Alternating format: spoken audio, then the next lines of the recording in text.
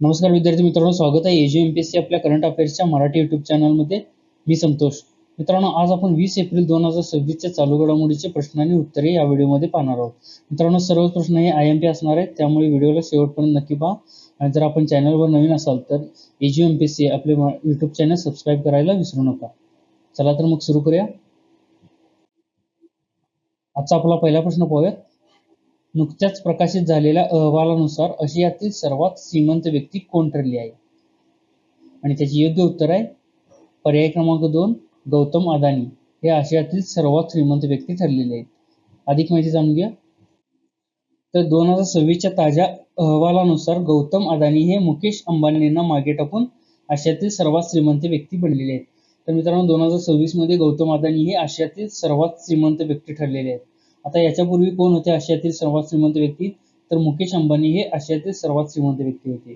आता अदानी समूहाच्या शेअर्स मधील तेजीमुळे त्यांची एकूण संपत्ती किती झालेली आहे?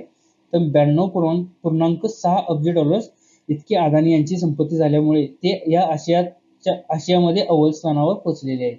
आणि मुकेश अंबानी यांची संपत्ती किती झालेली आहे? तर मुकेश अंबानी यांची अंदाजी संपत्ती 90.8 अब्ज डॉलर झाली असून ते आशियातील दुसऱ्या क्रमांकाचे श्रीमंत व्यक्ती ठरलेले आहेत. पुढचा प्रश्न पाहूयात. प्रश्न क्रमांक 2 आहे, मे 2026 मध्ये होणाऱ्या ब्रिक्स परराष्ट्र मंत्र्यांच्या बैठकीचे यजमानपद कोणता देश भूषवणार आहे? आणि त्याचे योग्य उत्तर आहे पर्याय क्रमांक 3, भारत. तर मे 2026 मध्ये होणाऱ्या ब्रिक्स परराष्ट्र मंत्र्यांच्या बैठकीचे यजमानपद भारत भूषवणार आहे. आणि ही बैठक कुठे होणार आहे? तर ही बैठक नवी दिल्ली येथे आयोजित केली जाणार आहे. आणि बैठक कधी होणार आहे? तर ही 14 आणि 15 मे 2026 रोजी ही बैठक होणार आहे. आणि मित्रांनो, विशेष बाब म्हणजे 2026 मध्ये भारत ब्रिक्सचे अध्यक्षपद भूषवणार आहे. आणि हे कधी होणार आहे? तर सप्टेंबर 2026 मध्ये 18व्या ब्रिक्स शिखर परिषदेचे अध्यक्षपद भारत भूषवणार आहे. आणि ही बैठक त्याची एक पूर्वतयारी मानली जाते. मित्रांनो, 2026ला जी 18वी ब्रिक्स परिषद होणार आहे ती भारतामध्ये होणार आहे आणि भारत त्याचे अध्यक्षपद भूषवणार आहे. आणि ते कधी पार पडणार आहे? तर सप्टेंबर 2026 मध्ये ती पार पडणार आहे. आता मित्रांनो, आपण ब्रिक्स काय आहे, ब्रिक्स नेशन बद्दल आपण अधिक माहिती जाणून घेऊया.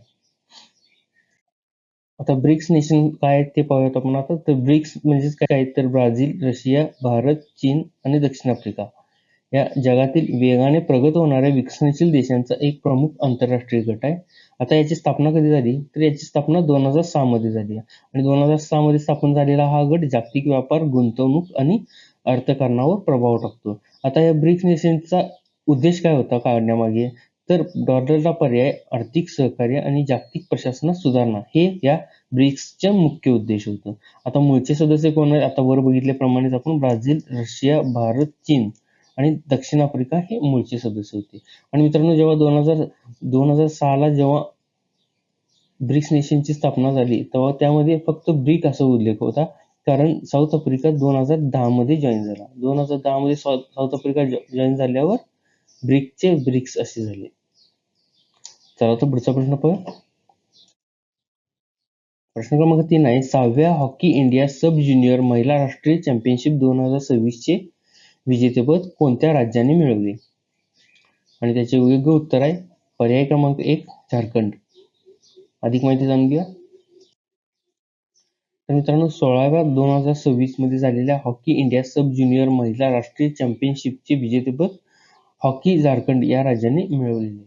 तर मित्रांनो, विजेता संघ कोण ठरलेला आहे? तर हॉकी झारखंड मिळालेला आहे. आणि विशेष म्हणजे सलग तिसरे विजेतेपद आहे हॉकी झारखंडचे. याच्यापूर्वी 2024, 2025 आणि या वर्षी म्हणजे की 2026ला देखील हॉकी झारखंडने इंडिया सब ज्युनियर महिला राष्ट्रीय चॅम्पियनशिपचे विजेतेपद मिळवलेले. आता उपविजेता कोण आहे? तर हॉकी मध्य प्रदेश हे अंतिम सामन्यात झारखंडने 2-1 असा फरकाने पराभव केला, त्यामुळे उपविजेता हॉकी मध्य प्रदेश ठरलेला आहे.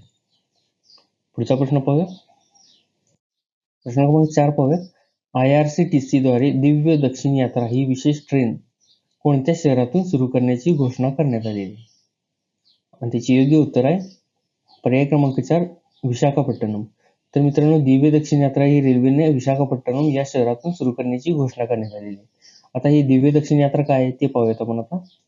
IRCTC म्हणजे Indian railway catering and tourism कॉर्पोरेशनने 27 एप्रिल 2026 रोजी विशाखापट्टणम येथून दिव्य दक्षिण यात्रा ही नवीन भारत गौरव विशेष पर्यटन ट्रेन सुरू करण्याची घोषणा केलेली आहे.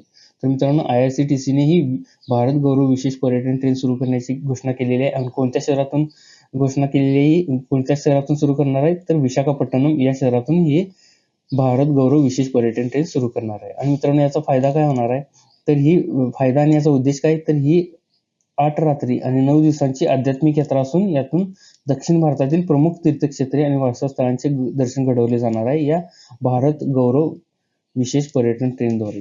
आणि मित्रांनो, ही ट्रेन दक्षिण भारतातील प्रसिद्ध मंदिरे, सांस्कृतिक वारसा पाहण्याची सुवर्ण संधी पर्यटकांना उपलब्ध करून देण्यात आलेली. चला तर पुढचा प्रश्न पाहूया. प्रश्न क्रमांक 5 आहे, कोणत्या राज्य सरकारने एप्रिल 2026 मध्ये जवळपास 20 लाख सरकारी शालेय विद्यार्थ्यांसाठी एक मोठा AI साक्षरता कार्यक्रम सुरू केला? आणि त्याचे योग्य उत्तर आहे पर्याय क्रमांक 4 तेलंगणा. मित्रांनो, तेलंगणा राज्य सरकारने सुमारे 20 लाख सरकारी शाळेतील विद्यार्थ्यांना कृत्रिम बुद्धिमत्ता म्हणजेच काय AI साक्षरता देण्यासाठी राज्यव्यापी उपक्रम सुरू केलेला आहे. मित्रांनो, तेलंगणा सरकारने हा उपक्रम सुरू केलेला आहे. या उपक्रमाद्वारे 20 लाख सरकारी शालेय विद्यार्थ्यांसाठी एक AI साक्षरता कार्यक्रम राबवला जाणार आहे. आता हा कार्यक्रम काय असणार आहे, तर हा कार्यक्रम ॲमेझॉन फ्युचर इंजिनियर आणि पायजाम फाउंडेशन यांच्या भागीदारीतून हा कार्यक्रम राबवण्यात येत आहे. आणि त्याचा उद्देश काय असणार आहे, तर याचा उद्देश अभ्यासक्रम मूलभूत संगणक कौशल्यांच्या पलीकडे जाऊन संगणकीय विचार, डिझाईन आणि डिजिटल नागरिकत्व यावर लक्ष केंद्रित करणे हे या AI साक्षरता कार्यक्रमाचा मुख्य उद्देश असणार आहे. आता मित्रांनो, तेलंगणाचे मुख्यमंत्री आणि तेलंगणाचे राज्यपाल कोण आहे हे कमेंट करून नक्की सांगा. चला तर पुढचा प्रश्न पाहूयात. तर गेल आणि टेस्को लिमिटेड यांच्यातील करारानुसार उत्तर प्रदेशमधील कोणत्या जिल्ह्यात सौर ऊर्जा प्रकल्प उभारला जाणार आहे? आणि त्याचे योग्य उत्तर आहे पर्याय क्रमांक 3 झाशी. तर मित्रांनो, झाशी या जिल्ह्यात टेस्को लिमिटेड आणि गेल यांच्यातील करारानुसार सौर ऊर्जा प्रकल्प झाशी या जिल्ह्यामध्ये उभारला जाणार आहे. अधिक माहिती जाणून घेऊया. तर गेल इंडिया लिमिटेड आणि टेस्को लिमिटेड यांच्यातील करारानुसार उत्तर प्रदेशमधील झाशी जिल्ह्यात 600 मेगावॅट क्षमतेचा मोठा सौर ऊर्जा प्रकल्प उभारला जाणार आहे. तर मित्रांनो, या सौर ऊर्जा प्रकल्पाची क्षमता किती असणार आहे, तर 600 मेगावॅट इतकी क्षमता असणार आहे. आणि तो कुठे उभारणार आहे, तर उत्तर प्रदेशमधील झाशी या जिल्ह्यात हा सौर ऊर्जा प्रकल्प उभा केला जाणार आहे.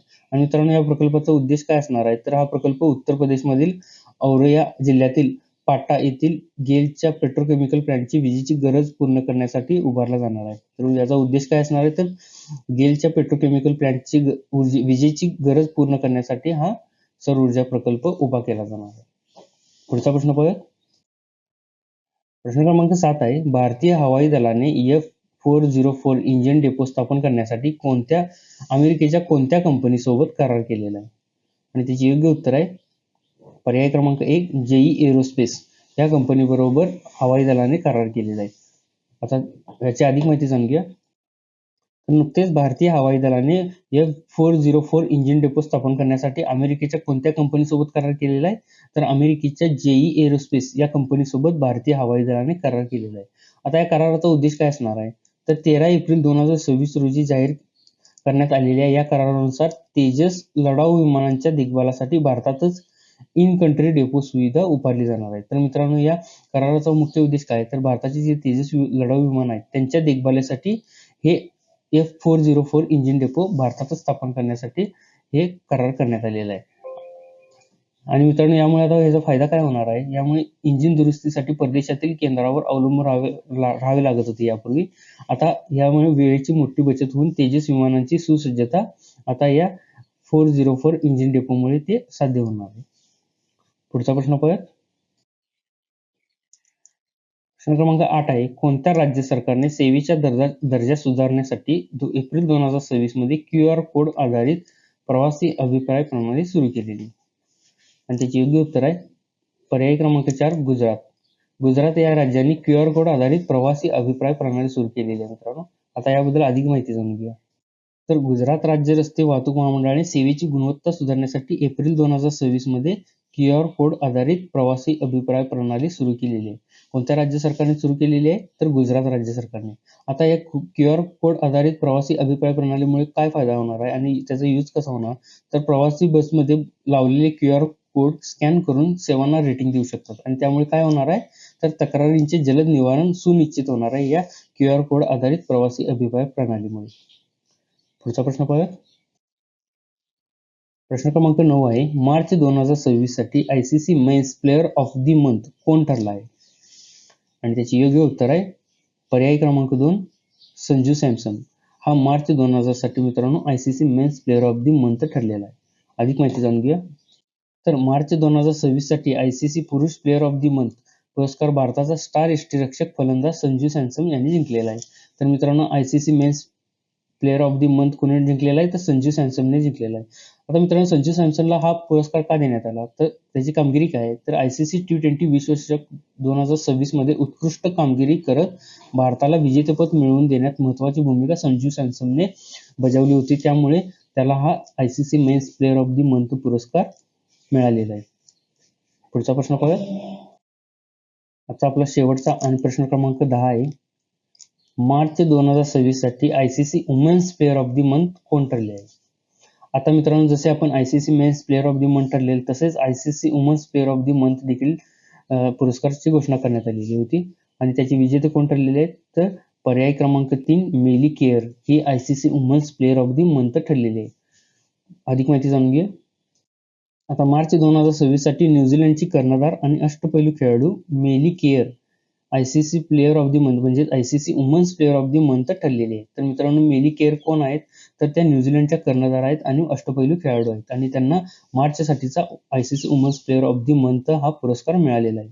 आता त्यांना हा पुरस्कार का मिळालेला आहे आणि त्यांची कामगिरी काय तर झिम्बाब्वे विरुद्धच्या 3 एकदिवसीय सामन्यांच्या मालिकेत तिने एकूण 16 विकेट्स घेतल्या आणि ज्यामध्ये त्याची उत्कृष्ट कामगिरी कोणती होती तर 7/34 ही तिची कारकिर्दीतील सर्वोत्तम कामगिरी होती. त्यामुळे तिला मार्च 2026 साठीचा ICC women's player of the month पुरस्कार देऊन गौरवण्यात आले. तर मित्रांनो हे होते आजचे आपले 20 एप्रिल 2026 चे चालू घडामोडीचे प्रश्न आणि उत्तरे. मित्रांनो 10 प्रश्न पाहिलेले आहेत जे की सर्वच्या सर्व IMP होते. मित्रांनो व्हिडिओ कसा वाटला हे कमेंटमध्ये नक्की सांगा आणि जर आपण चॅनलवर नवीन असाल तर AJU MPSC हे आपले YouTube चॅनल सबस्क्राईब करायला विसरू नका. धन्यवाद.